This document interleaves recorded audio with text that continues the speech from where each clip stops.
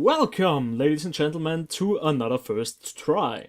My name is Nick and today's game is Herald, a 2D side-scrolling runner in which you have to manipulate obstacles to your advantage. Again, I'd like to point out my little disclaimer here.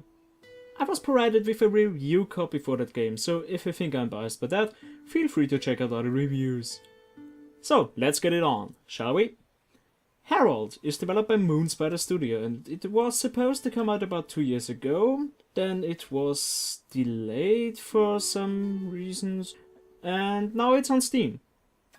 It's written in the Unity engine, so there are no big options menus to be expected. We have some resolution options and some audio options, but apart from that there is not that much to say.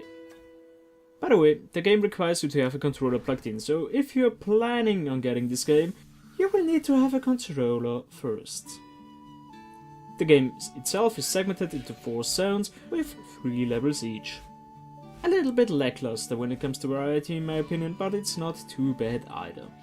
Each level has a practice, a race and a challenge mode. Each mode has to be unlocked in that very particular order. In practice mode you can play each obstacle combination on its own. The faster you are, the more stars you get. It's as simple as that.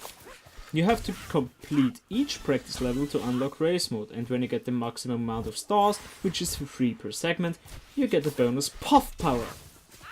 But what exactly is a puff power, you might ask? It's a good question. A puff power can be used in a race to get a burst of speed for a short period of time. At the same time, the amount of puff powers you currently have corresponds with the amount of steps you are allowed to have. You can have a maximum amount of 4 puff powers, so be careful. Puff powers can be regained by collecting 2 ringtailers, which are floating around in the level, or by interfering with your opponent by manipulating obstacles to their disadvantage. After completing a race at 3rd place or better, the challenge mode is unlocked. It is basically like race mode, but without opponents. You are also constantly running at max speed and you have to collect stars and you are not allowed to die even once. Additionally, all side paths are closed, which somewhat makes sense since you can't really collect the stars in one run otherwise. Before we go on to the graphics and sound design, I'd like to point out a little thing I have to complain about gameplay wise, which is the fact that you are forced to complete everything at least once in practice mode in order to unlock race mode. I get it. Each zone has its own hazards and obstacles, but forcing this linearity, especially when you are on the 2nd level in the zone, is not so great in my opinion. So, in race mode, each level has a secret shortcut that is somewhat required to be found when you want to get a good time. When you find such a shortcut, you get to see a nice little cutscene. Speaking of cutscenes, in my opinion they are nicely done and fit very well into the general theme of the game.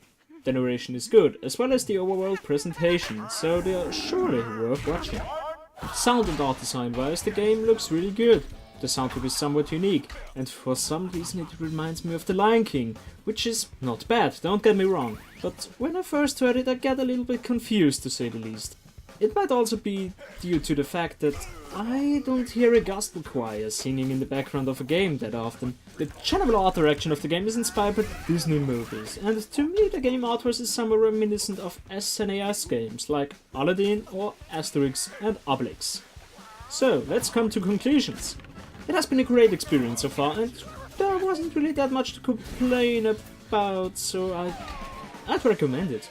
However, the game is €20 or the original equivalent. A little bit pricey, but I'd say it's worth the money, especially when it goes on a sale. My name has been Nick, ladies and gentlemen, and Herald made it first try. And I shall see you guys next time.